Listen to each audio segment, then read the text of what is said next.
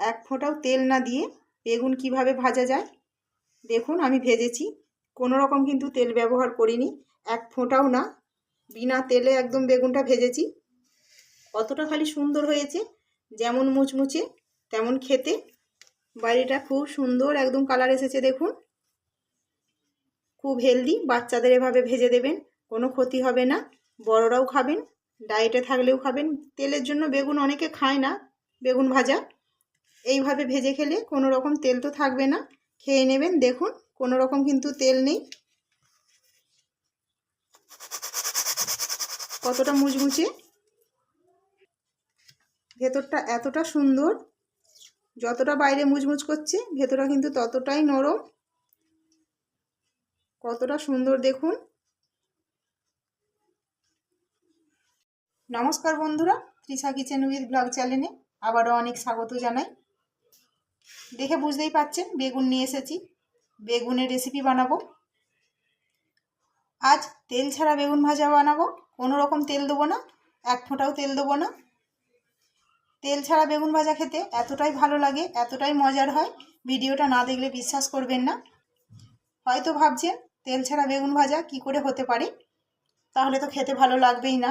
একদমই না, খুব সুন্দর খেতে লাগে। যেমন আমরা বেগুন ভাজা খাই ঠিক তেমনই লাগবে তেল ছাড়া বেগুন ভাজা। বাচ্চাদেরকে দিলে খুব মজা করে খাবে। তেল তো থাকবেই না, তেল অনেকেই খেতে পছন্দ করেন না, বেগুন ভাজাতে প্রচণ্ড তেল থাকে, সেই জন্য অনেকে বেগুন ভাজাও খান না। কিন্তু এভাবে বানাবেন, খেতে খুব ভালো লাগে, খুব মজা করে খাবেন সবাই মিলে। তাহলে দেখতে থাকুন আমি কিভাবে বেগুন ভাজাটা বানাই তেল ছাড়া একদম। সেই জন্য এখানে আমি একটা বেগুন নিয়েছি। এখন বেগুন প্রচুর পাওয়া যাচ্ছে, খুব সুন্দর, শীতকালে বেগুন মিষ্টিও লাগে খেতে। একদম ফ্রেশ একটা বেগুন নিয়েছি। বেগুনটা এবার কেটে নেব। কাটার জন্য আমি ছুরি নিয়েছি, বেগুনটা গোল গোল করে কাটবো।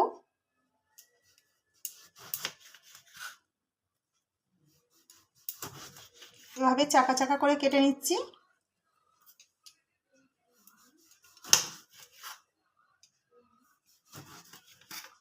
বেগুনটা একদম ফ্রেশ দেখুন, কোনো রকম পোকা নেই, আর বীজ তো এখনো হয়নি, একদম নরম বেগুন, একদম কচি বেগুন।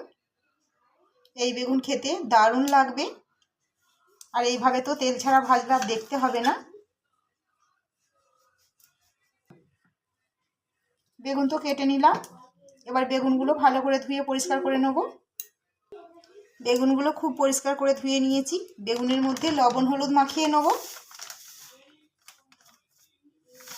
লবণ,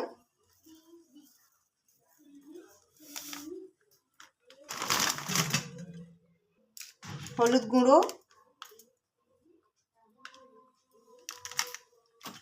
খুব ভালো করে মাখিয়ে নেব।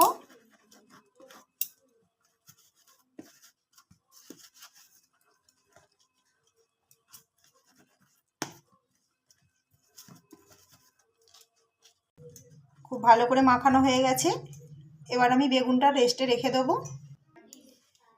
এখানে একটা পাত্র নিয়ে নিয়েছি, পাত্রের মধ্যে দেবো বেসন,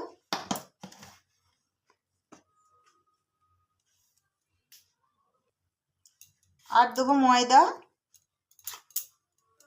2 চামচ বেসন 2 চামচ ময়দা দিয়ে দিলাম। লঙ্কা গুঁড়ো,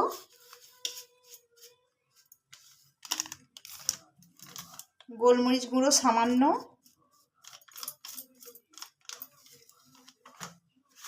হলুদ গুঁড়ো,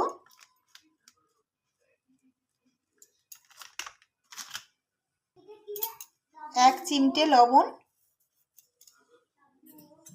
সব কিছু মিশিয়ে নিচ্ছি।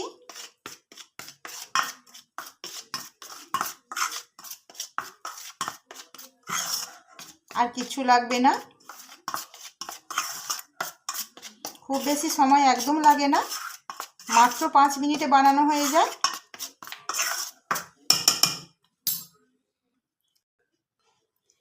বেগুনটা 5 থেকে 7 মিনিটের মতো রেস্টে ছিল। এবার আমি বেগুনে দেবো একটু লেবুর রস,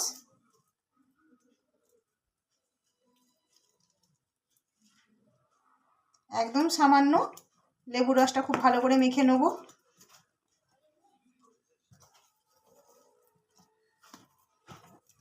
লেবুর রসটা দিলে খেতে খুব সুন্দর লাগে, ভেতরটা হালকা হালকা টক লাগবে, খেতে কিন্তু অসাধারণ লাগবে। এবার বেগুনগুলো রেডি করে নেব। লেবুর রসটা দেওয়ার সঙ্গে সঙ্গে রেডি করে নিতে হবে। এভাবে বেগুনগুলো আমি হালকাভাবে বেসন আর ময়দার মধ্যে এভাবে ঘষে নেব।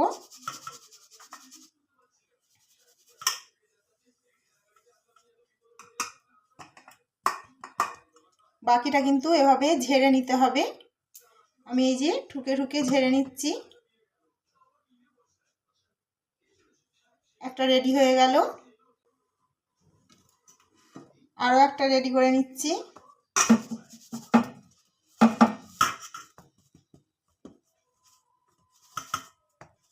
এভাবে প্রত্যেকটা রেডি করে নেব। সব বেগুন রেডি হয়ে গেছে। এবার রান্নার কাছে চলে যাব। গ্যাসের মধ্যে ননস্টিকের একটা কড়া বসিয়ে দিয়েছি, কড়াটা গরম হতে থাক। দেখুন বন্ধুরা, কোনো রকম কিন্তু কড়াতে আমি তেল দিইনি, দেখে বুঝতেই পাচ্ছেন। এই কড়াটা আমি রান্নার জন্য ব্যবহার করি, সেই জন্য দেখে মনে হচ্ছে যে তেল দিয়েছি। আমি এখনও পর্যন্ত তেল দিইনি। কড়াটা গরম হয়ে গেছে, এবার বেগুনগুলো দিয়ে দেবো। আর হ্যাঁ, একটা কথা, গ্যাসের আঁচটা কিন্তু একদম স্লো রাখতে হবে, মানে একদম কমিয়ে। আর উনানে হলে তো একদম ধিকি ধিকি জাল দিতে হবে। আঁচটা বাড়িয়ে ভাজলেই তেল দিতে হবে। সব বেগুনগুলো দেওয়া হয়ে গেছে, এবার ঢাকা দিয়ে দেবো। এভাবে ঢাকনা দিয়েই ভাজতে হবে।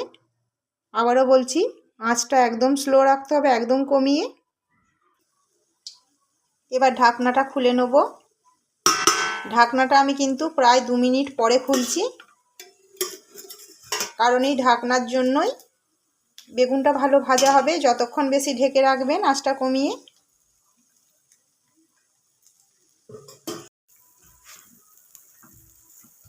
কত সুন্দর এক পিঠটা লাল হয়ে গেছে দেখুন। আর ননস্টিকের কড়াই ভাজলে একটু বেশি সুন্দর হয়, এমনি করাতেও অসুবিধা নেই, খালি আঁচটা কমিয়ে ভাজলেই হবে। বেগুনে ঢাকনা দেওয়ার ফলে স্টিমটা যে পড়ে, এতে বেগুনটা খুব সুন্দর নরম হয়ে যায়, সেই কারণেই ভালো ভাজা হয়ে যায়। ওপরটা দেখুন কতটা খালি সুন্দর হয়েছে। আমি কিন্তু এক ফোঁটাও তেল দিইনি। আবার ঢাকনা দিয়ে দেবো। আবার প্রায় আমি 2 থেকে আড়াই মিনিটের মতো ঢাকনাটা দেবো।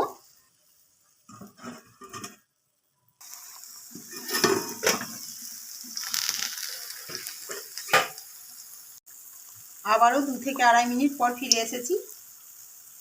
উল্টো পিঠটা দেখুন কতটা সুন্দর হয়েছে, আর বেগুনগুলো কতটা সেদ্ধ হয়ে গেছে, একদম নরম, কতটা সুন্দর হয়েছে। আর একটু আঁচটা এবার বাড়িয়ে, বেগুনটা যেহেতু সেদ্ধ হয়ে গেছে, হালকা করে লাল করে নেবো। এই পিঠটা হয়ে গেছে মোটামুটি, ও পিঠটা আর একটু ভাজা করে নেবো। একদম সেদ্ধ হয়ে গেছে ভেতর। বেগুনগুলো খুব ভালো হয়ে ভাজা হয়ে গেছে, এবার তুলে নেব।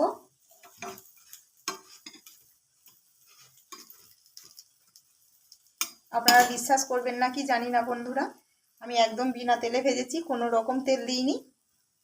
কতটা খালি সুন্দর হয়েছে দেখুন। প্লেটটার মধ্যে ঢেলে নিচ্ছি। কতটা সুন্দর দেখতে লাগছে, একদম সেদ্ধ হয়ে গেছে, বিশ্বাস হবে না দেখুন। খেতে কিন্তু অসাধারণ লাগে বলছি। বেগুন ভাজার পরে আমাদের মনে হয় অনেক তেল আছে বেগুনে, সেই জন্য আমরা খাই না। এভাবে খাবেন যারা পছন্দ করেন না তেল, একদম তেল নেই, খেতে খুব ভালো লাগে। রেসিপিটা কেমন লাগলো অবশ্যই জানাবেন। ভালো লাগলে একটা লাইক করবেন। নতুন বন্ধুরা চ্যানেলটিকে সাবস্ক্রাইব করে নেবেন আরও নতুন নতুন ভিডিও পাওয়ার জন্য। আর অনেক অনেক শেয়ার করবেন। ধন্যবাদ।